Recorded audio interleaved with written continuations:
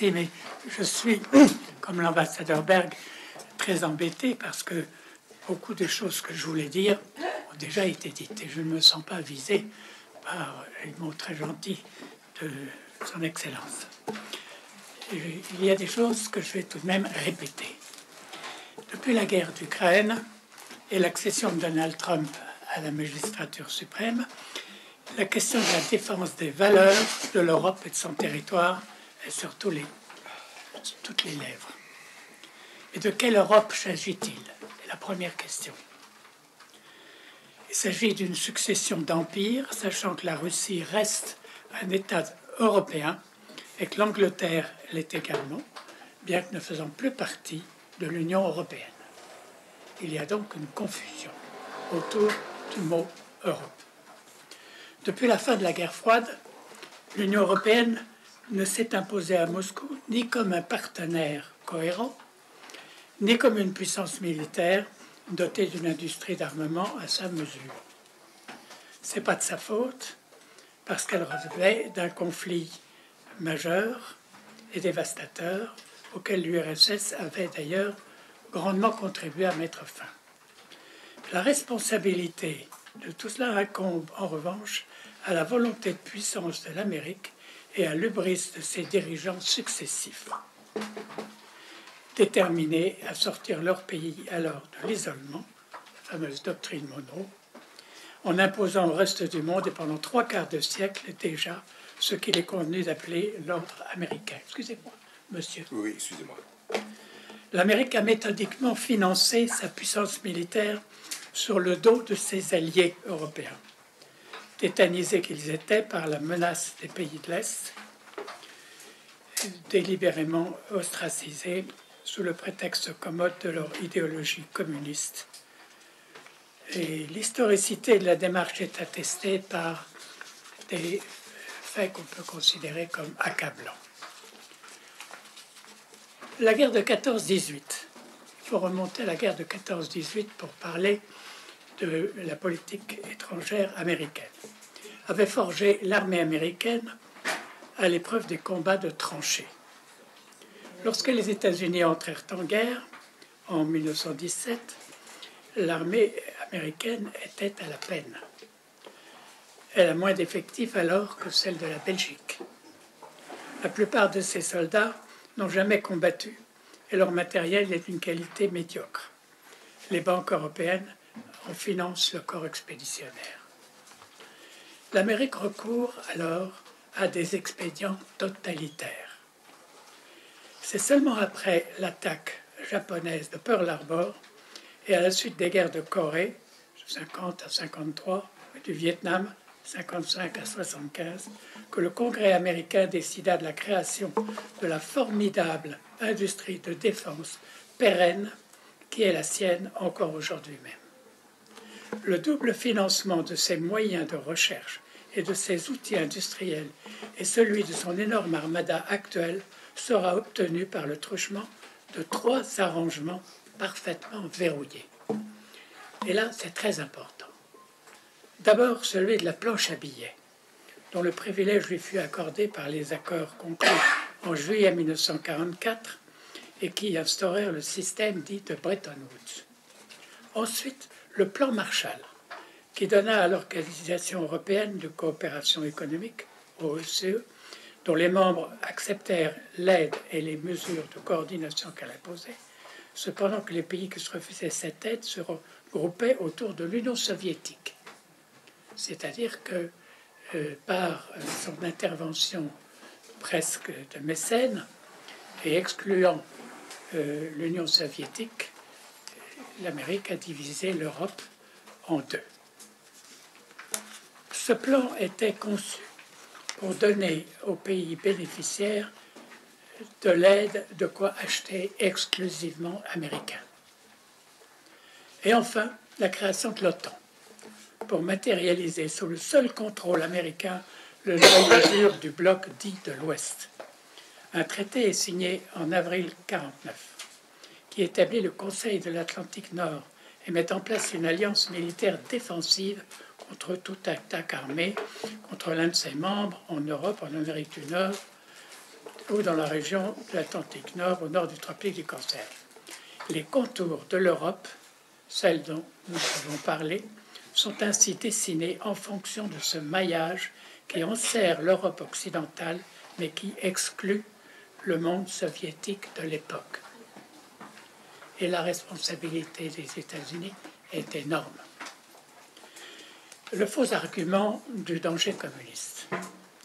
L'alliance qui a vu alors le jour dans le contexte général des débuts de la guerre froide, et plus spécifiquement pendant le blocus de Berlin exercé par les soviétiques, a pour vocation initiale d'assurer la sécurité de l'Europe occidentale, en instaurant un couplage fort avec les États-Unis, seul moyen aux yeux des Européens après la Seconde Guerre mondiale de se prévenir contre toute tentative expansionniste de l'Union soviétique. Mais rien ne prouve que l'Union soviétique avait une telle volonté d'expansion à cette époque. Vu de Moscou, et bien qu'ayant changé de nature, l'OTAN demeure encore aujourd'hui une structure née d'une logique de confrontation qui continue de s'élargir vers l'Est, donc qui considère la Russie comme une puissance hostile.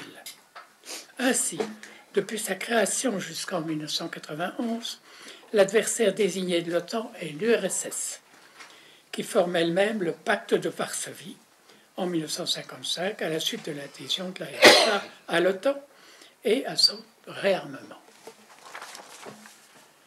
Je passe sur les commentaires de Lord Ismay, parce que vous les avez déjà entendus, qu'on ne s'étonne pas de ce qui a fini par arriver ensuite, en dépit des assurances données par les Occidentaux au président Yeltsin, lors du dégel de leurs relations avec le bloc soviétique. On avait à cette époque l'occasion de réparer les dégâts. Mais le coup d'État de 2014, fomenté par les Américains, a changé la donne. Parallèlement, le coup d'État de Maïdan a déclenché finalement indirectement la guerre d'Ukraine.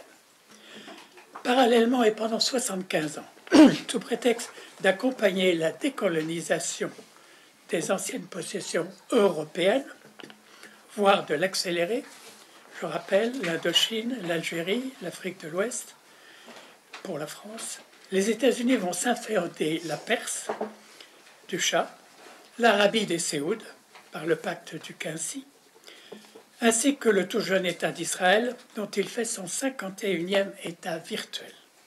Il ne s'agit nullement d'une défense de l'Europe contre elle-même, mais plutôt d'une réitération d'offenses faites à l'Europe par les Américains. L'historicité et la conflictualité de la décolonisation s'insèrent à ce moment dans le cadre d'une démarche impériale inattendue, qui est la boulimie hégémonique américaine.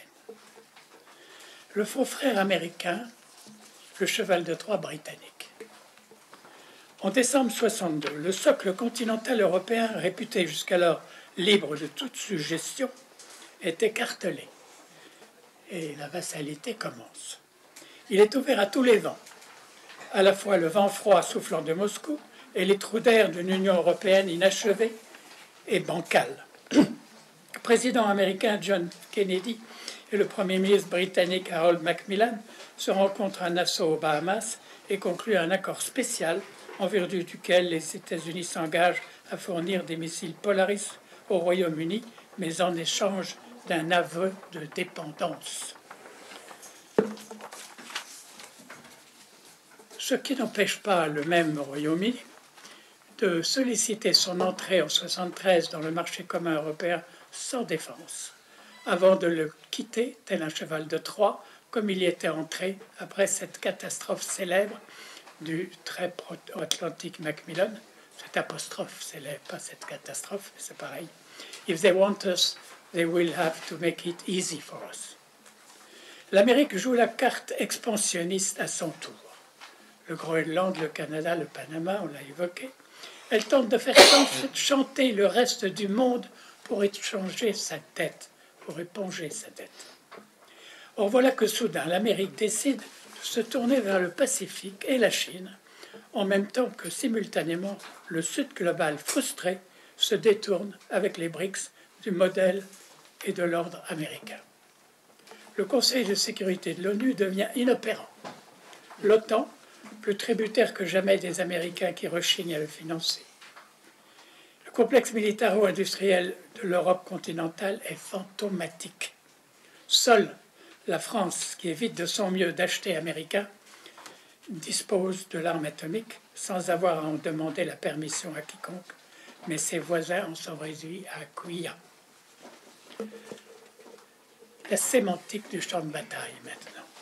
On en arrive très vite à la sémantique du champ de bataille. Comment et avec qui? Entre l'Angleterre, puissance nucléaire inféodée au Pentagone depuis la conférence des Bahamas, et l'Amérique démilitarisée après son embardée vers le nazisme. C'est-à-dire comment et avec qui reconstituer à la hâte une industrie européenne de l'armement suffisamment autonome. Le couple franco-allemand devra-t-il alors se ressouder? De quel budget aura-t-on alors besoin? Qui paiera quoi? Ou fera quoi parmi les 25 ou les 27? Et de quel type d'armes il faudra se doter? De chars obsolètes ou de drones miracles? Les Européens devront-ils s'approprier l'OTAN? C'est un travail d'expert, une affaire pragmatique de situation, et il s'y adonne à force de séminaires de recherche et à l'occasion d'émissions de télévision plus passionnantes les unes que les autres. Dans les cahiers du lundi de l'IHEDN, couvrant 8 décennies d'industrie de défense française, l'on y voit comment, en particulier, grâce au général de Gaulle et à Pierre Mendès France, le modèle français reste pertinent en termes de capacité d'études et de développement, à condition de disposer des capacités humaines pour le soutenir, ce qui est le cas. Ce modèle, tel qu'il est écrit, répond, si on peut le transposer, à l'ensemble de l'Europe, aux besoins européens d'autonomie stratégique de long terme. S'agissant d'aéronautique, par exemple, 3 appareils européens se disputent les investisseurs. Sur le papier, le Dassault Rafale, le Saab Gripen et l'Eurofighter Typhoon. Derrière ces choix, il y a des logiques industrielles, stratégiques et diplomatiques différentes. Mais l'Union européenne est un animal invertébré. Ses relations avec la Russie sont à géométrie variable depuis Pierre le Grand jusqu'à Joseph Staline et Vladimir Poutine. En 1913, Staline était le seul des marxistes à énoncer la norme, la somme des ingrédients nécessaires à la constitution d'une nation. Il écrivait alors « La nation est une communauté humaine stable, historiquement constituée, née sur la base d'une communauté de langues, de territoires, de vie économique et de formation psychique qui se traduit dans une communauté de culture. » L'Europe occidentale, le marché commun, puis l'Union européenne, ne correspondent pas à un État-nation. L'Europe reste un assortiment de couples qui se font et se défont. De quoi, de qui voudriez-vous que les 25 et bientôt les 30 ou plus puissent alors se défendre, collectivement ou non? La dramatisation des enjeux géopolitiques et des préoccupations financières. Enfin, la dramatisation des enjeux liés aux 2 conflits que sont au nord la guerre d'Ukraine et au sud le conflit israélo-palestinien est une façon d'oublier et de faire oublier les défis concrets auxquels non seulement l'Europe, mais aussi en tout premier lieu les États-Unis sont confrontés. Pour éviter que la Chine soit tentée d'exiger le paiement de bons américains qu'elle détient et qu'elle ne provoque alors la faillite du Trésor américain et l'effondrement du dollar, Trump manie le chantage aux droits de douane. Il bluffe, mais ça marche au moins pendant quelque temps. Engagés dans un bras de fer commercial, il semble que les 2 géants de l'économie, la Chine et les USA, aient trouvé un accord temporaire satisfaisant, mais pas pour longtemps. La NBD, c'est la banque officiellement lancée en juillet 1975, fondée par les membres des BRICS, Brésil, Russie, Inde, etc., permet déjà des financements dans la monnaie locale de ses membres. L'idée qu'un réarmement de l'Europe au milieu du chaos monétaire qui s'annonce pourrait préfigurer la résurgence et une autre chimère à l'heure de l'intelligence artificielle et des nouvelles énergies. Mais que faire alors? L'avertissement donné aux Européens par 2 guerres et la perspective du retrait américain de la sphère européenne semble, de prime abord, lui faire une obligation et pourquoi pas même lui donner une chance, mais qui serait un pas de plus vers une troisième guerre mondiale. Ironiquement, les progrès technologiques actuels en engins de mort et la diversité des types d'armes et de destruction massive désormais sur étagère, sachant qu'un essai de 6 drones bourrés d'électronique coûtant globalement 50 000 € détruira un char Leclerc d'une valeur de 8 millions d'euros, donne à l'Europe un avantage, en partant justement de presque rien. Et sachant que le monde différent de ce qu'il est, le monde différent de ce qu'il était hier, avec des ordinateurs quantiques et des robots intelligents. Dans les médias, et parce que le temps presse, il est légitime, et c'est un devoir pour certains, le pape combien de divisions, de se poser la question suivante. Existe-t-il une alternative au réarmement militaire massif de l'Europe de l'Ouest? Et cette solution ne serait-elle pas alors prioritaire? Une condition sine qua non, en somme. La réponse est oui. Et cela veut dire que l'Europe commence par rechercher la paix. D'abord celle entre la Russie et l'Ukraine, dont on connaît les conditions, et ensuite celle entre les États jumeaux d'Israël et de Palestine, qu'il faut imposer à l'un et à l'autre. C'est une affaire de bon sens et d'ascendant moral, mais pas de baïonnettes ni de canons, tant il existe de bons arguments, voire au pire des armes économiques non létales, mais d'une efficacité garantie. Ce n'est pas non plus en menaçant l'Iran du feu de l'enfer qu'on finira par le convaincre de ne pas se doter de l'arme nucléaire. C'est en lui fournissant des mini-réacteurs atomiques ultramodernes pour remplacer des centrales soviétiques aujourd'hui dépassées. C'est en revanche de la folie meurtrière que de vouloir le bombarder préventivement, comme le Congrès américain pourrait bientôt proposer de le faire. Les armes sont faites pour ne pas avoir à s'en servir. Mais même dans ce cas, l'Union européenne, pour ne plus parler d'autre chose, avant toute autre chose, doit apprendre à se défendre contre elle-même, en commençant par se doter d'une constitution, à défaut de laquelle elle éprouvera des difficultés à maîtriser sa propre défense. Quand bien même celle-ci aurait entre-temps acquis les moyens, comme il est désormais plausible et utile qu'elle le fasse, mais seulement dans l'esprit du proverbe latin « si vis pacem para bellum ». Et je vous livre cette dernière réflexion. Peut-on déclarer une guerre, même défensive, sans le garde-fou que représentent les dispositions constitutionnelles d'un corps constitué responsable de ses actes?